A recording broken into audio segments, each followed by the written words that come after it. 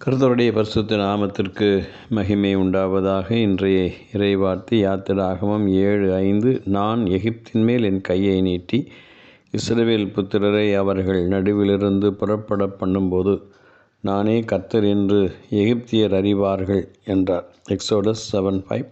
And the Egyptians shall know that I am the Lord when I stretch out my hand on Egypt and bring out the children of Israel from among them என்று நாம் வாசிக்கிறோம். இந்த வசனத்திலே கர்த்தருடைய மகத்துவத்தையும் வைராக்கியத்தையும் நாம் கவனிக்க முடிகிறது. எகிப்திலே 400 வருடங்களுக்கு மேலாக அடிமைத்தனத்தில் இருந்த இஸ்ரவேல் மக்களை விடுதலை செய்வதிலே பார்வோனுக்கு மனதில்லை. அவருடைய இருதயம் கடினமாக இருந்தது. ஆகவே தேவன் தம்முடைய ஜனங்கள் மேல் வைத்த இரக்கத்தினாலும் வைராக்கியத்தினாலும் அவர்களை எகிப்திலிருந்து வெளியே கொண்டு வர வேண்டும் என்பது அவர்களுக்கென்று ஆண்டவர் கொடுத்திருக்கிற பாலும் தேனும் ஓடுகிற தேசத்திலே அவர்களை அழைத்து வர வேண்டும் என்பதே.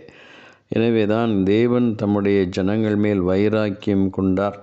அதே சமயத்திலே எகிப்திலே இருந்த பார்வோன் அந்த ஜனங்கள் மேல் கர்த்தருடைய கோபம் இருந்ததினாலே அவருடைய மகிமையை அவருடைய வல்லமையை விளங்க பண்ணி தன்னுடைய பலத்தை நிரூபித்து கர்த்தரே தெய்வம் என்று எகிப்தியர் அறிந்து கொள்ளும்படியாக செய்கிறதை நாம் இந்த இடத்திலே வாசிக்க முடிகிறது.